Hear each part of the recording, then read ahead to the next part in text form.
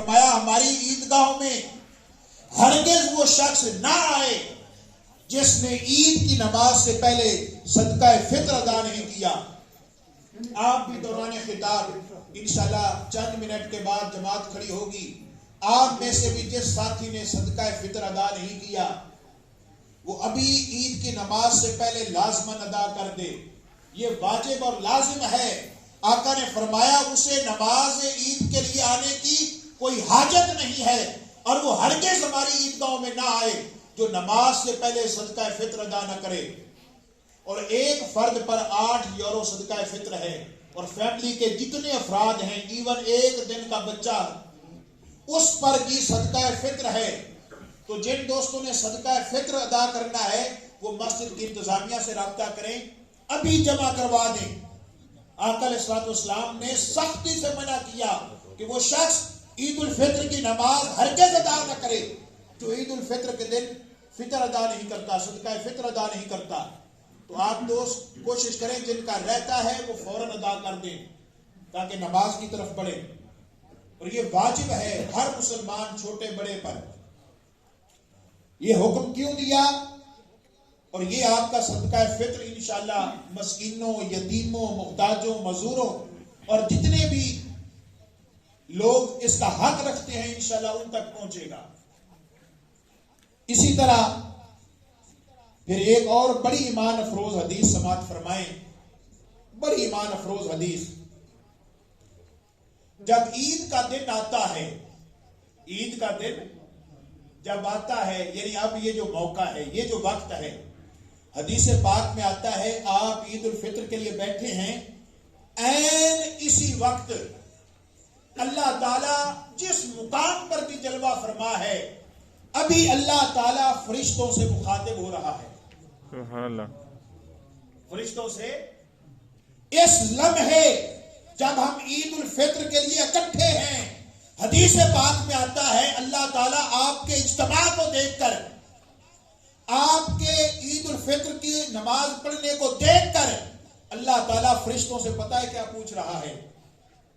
اللہ تعالیٰ فرشتوں سے پوچھ رہا ہے اس مزدور کی کیا جزا ہے جس نے اپنا کام مکمل کر دیا ہو. اس مزدور کی کیا جزا ہے؟ سبحان اللہ. اور آقا کا فرمان ہے کہ مزدور کی مزدوری پسینہ خشک ہونے سے پہلے دو. پسینہ خشک ہونے سے پہلے دو. اللہ تعالیٰ پوچھ رہا ہے فرشتوں سے، فرشتوں ذرا بتاؤ تو صحیح اس مزدور کی کیا جزا ہے جو اپنا کام مکمل کر دے. سبحان اللہ. یہ مزدور بیٹھے ہیں جنہوں نے رمضان المبارک کے دن میں روزے رکھے، راتوں کا قیام کیا، اللہ کے دربار میں گڑ گڑا کر آنسو بہا کر اپنے گناہوں کی معافی مانگی، اللہ کی رضا کے لیے کھانا چھوڑ دیا، اللہ کی رضا کے لیے پینا چھوڑ دیا، اللہ کی رضا، اللہ کے دیدار، اللہ کی قربت، اللہ کی معرفت اور اللہ کو خوش کرنے کے لیے جنہوں نے رات بستروں کا آرام ترک کر دیا، جو رات کے پچھلے پیر سحری کے لیے اٹھتے تھے اور مشقت اور مزدوری کرتے تھے دن کو، مگر اللہ کی رضا کے لیے روزہ رکھتے تھے. ہم اور آپ وہ مزدور ہیں جنہوں نے اپنی مزدوری مکمل کر لی. اب فرشتے عرض کرتے ہیں اس کی جزا یہ ہے کہ اس کو پورا پورا اجر و ثواب عطا کیا جائے. سبحان اللہ. اس کو پورا پورا اجر و ثواب عطا کیا جائے. پھر اللہ تعالیٰ فرشتوں کی بات سن کر فرماتے ہیں اے فرشتوں، میرے بندوں اور میری بندیوں نے اپنا فرض ادا کیا، اب وہ نماز عید کی صورت میں، اب وہ نماز عید کی صورت میں دعا کے لیے چلتے ہوئے گھروں سے نکل آئے ہیں. مجھے میری عزت اور جلال کی قسم، مجھے میرے کرم کی قسم، مجھے میرے بلند مرتبہ ہونے کی قسم، میں نے ان کی دعاؤں کو ضرور قبول کیا ہے اور میں ان کی دعاؤں کو ضرور قبول کروں گا. پھر رب کائنات فرماتا ہے بندو تم گھروں کو لوٹ جاؤ اس حالت میں کہ میں نے سب کو معاف کر دیا ہے. یہ خوشی لے کر، یہ اطمینان لے کر، یہ رضا لے کر اور یہ خوشی کی خبر لے کر اپنے گھروں کو اس حالت میں لوٹ جاؤ کہ آج کے دن میں نے تمہارے گناہ معاف کر کے تم پر جنت کو واجب کر دیا ہے۔ سبحان اللہ۔ اندازہ کریں یہ کتنا مبارک وقت ہے، کتنی مبارک گھڑیاں ہیں۔ اللہ تعالیٰ فرشتوں کے سامنے فخر سے فرما رہے ہیں میں نے اپنے بندوں کو بخش دیا، وہ اس حال میں واپس پلٹیں گے کہ اللہ تعالیٰ نے ان کی گناہوں کو نیکیوں میں بدل دیا ہے۔ نہ صرف بخش دیا ہے بلکہ اگلی خوشی یہ ہے کہ جو ساری زندگی کے گناہ تھے اللہ نے ان کو نیکیوں میں بدل دیا۔ سبحان اللہ۔ جیسے حاجی حج سے لوٹتا ہے، عمرہ کرنے والا عمرہ کرنے کے بعد لوٹتا ہے اور گناہوں سے ایسے پاک ہو جاتا ہے جیسے وہ ابھی ماں کے پیٹ سے پیدا ہوا ہو۔ تو اے ایمان والو، کتنا خوشی کا موقع ہے کہ اللہ تعالیٰ آج کے دن ہمیں نہ صرف معاف فرما دیتے ہیں بلکہ ہمارے گناہوں کو بھی نیکیوں میں بدل دیتے ہیں۔ یہ خوشی کا موقع، یہ اللہ کی رضا کا موقع، جب وہ اتنا سخی ہے، جب وہ اتنا سخی ہے۔ آج اس کی سخاوت کا کوئی اندازہ کر سکتا ہے کہ جس نے یہ بھی نہیں دیکھا کہ اس نے کیا کیا گناہ کیے، کیا کیا نافرمانیاں کی، بس مالک ہے، اس نے آج مزدور کو اجرت لوٹا دی ہے۔ ہم اللہ کا جتنا بھی شکر ادا کریں کم ہے۔ یہ عید کا دن بھی نصیب والوں کی زندگیوں میں پلٹ کر آتا ہے۔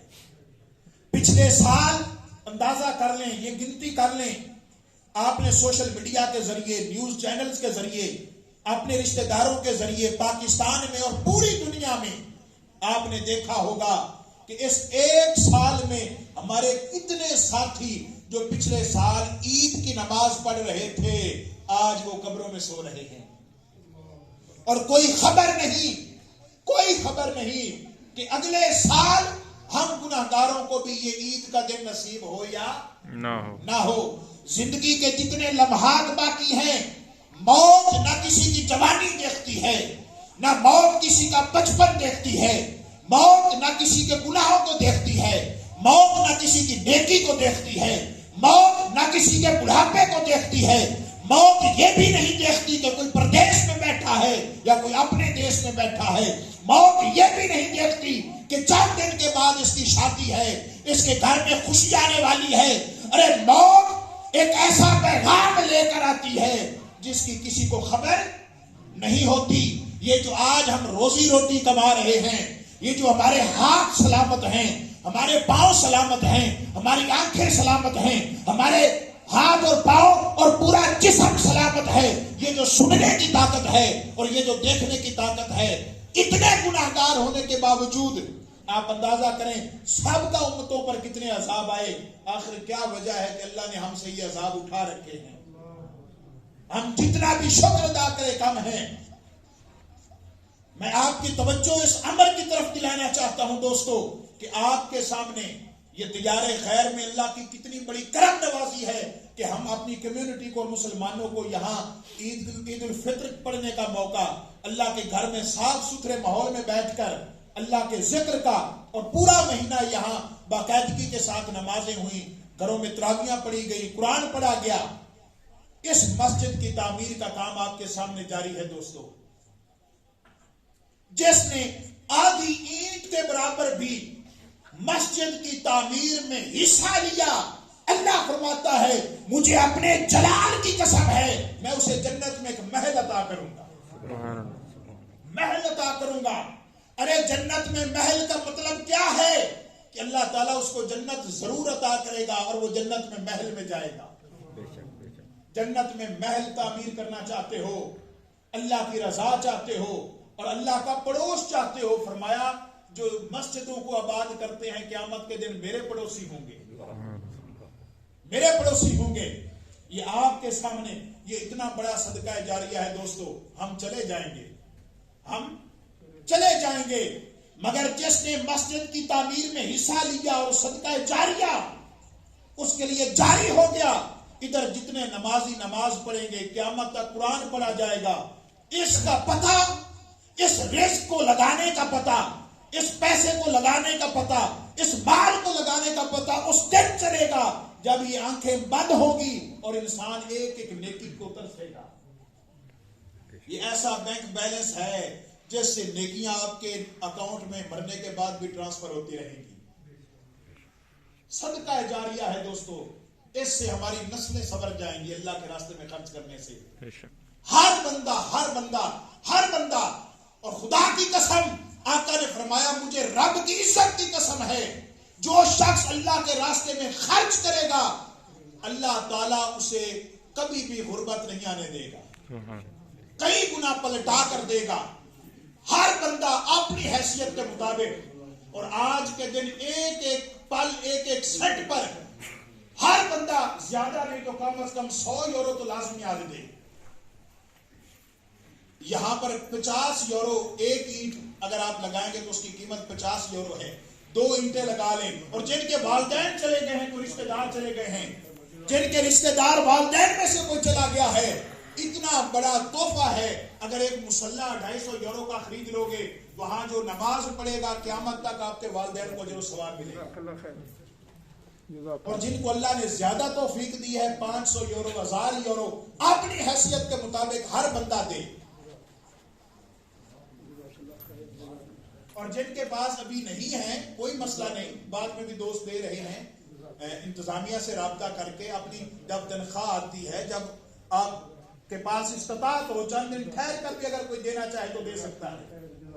مگر دوستو یہ وہ پیسہ ہے جو ہمیشہ کے لیے آپ کے نامہ اعمال میں لکھ دیا جائے گا۔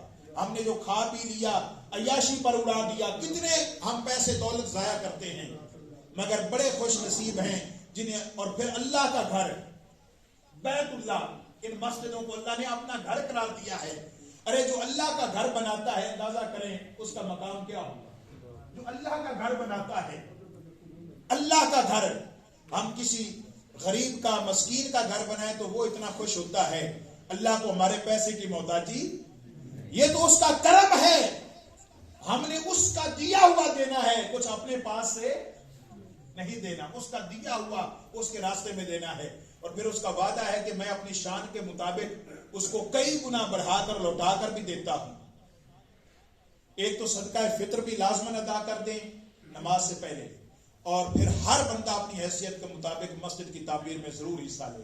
ایک مصلی کم از کم ضرور خریدے 250 یورو کا، اور وہ پیسے بھی 250 آپ 2-3 قسطوں میں دے سکتے ہیں، اور انشاءاللہ دیکھیے گا کہ پھر اللہ تعالیٰ کتنا لوٹا کر دیتا ہے اپنے وعدے کے مطابق۔ اللہ کے وعدے پر یقین کریں تو اللہ تعالیٰ فرماتا ہے لا یخلف اللہ المیعاد، کہ اللہ تعالیٰ اپنے وعدے کے خلاف نہیں کرتا۔ اللہ تعالیٰ ہم سب کو نماز کا نیت سن لیں، 2 رکعت نماز عید الفطر واجب ما زائد 6 تکبیروں کے، یہ اس کی نیت ہے۔ 2 رکعت نماز عید الفطر واجب ما زائد 6 تکبیروں کے۔ 6 تکبیریں آپ نے روٹین سے ہٹ کر اس میں زیادہ پڑھنی ہوتی ہیں۔ اس کا طریقہ یہ ہوتا ہے کہ جب امام نماز شروع کرے گا تو پہلی تکبیر کہہ کر آپ نے نماز میں شامل ہونا ہے اور ثنا پڑھنی ہے۔ ثنا پڑھنے کے بعد آپ نے خاموش ہو جانا ہے، اور امام صاحب سورہ فاتحہ کی تلاوت سے پہلے 3 مرتبہ تکبیر کہیں گے۔ ہوگا کیا کہ آپ نے ہاتھ باندھے ہیں، امام نے کہنا ہے اللہ اکبر، تو آپ نے بھی ہاتھ چھوڑ کر اللہ اکبر کہہ کر پھر چھوڑ دینے ہیں۔ دوسری مرتبہ اللہ اکبر، پھر ہاتھ چھوڑ دینے ہیں۔ تیسری مرتبہ اللہ اکبر جب امام کہے گا آپ نے بھی ہاتھ اٹھا کر پھر باندھ لینے ہیں۔ پھر امام سورہ فاتحہ کی تلاوت کریں گے، اس کے ساتھ کوئی سورت ملائیں گے، رکوع سجدہ ہوگا، پھر جب وہ کھڑے ہوں گے دوسری رکعت میں تو وہ سورہ فاتحہ شریف پڑھیں گے اور کوئی سورت ملائیں گے۔ دوسری رکعت میں رکوع میں جانے سے پہلے 3 مرتبہ پھر وہ تکبیر کہیں گے۔ کتنی مرتبہ؟ پھر آپ نے ہاتھ چھوڑ کر کانوں تک لانے اور پھر چھوڑ دینے ہیں۔ 3 تکبیریں مکمل کرنے کے بعد رکوع میں جانے سے پہلے آپ نے جب چوتھی تکبیر امام کہے گا تب رکوع میں جانا ہے۔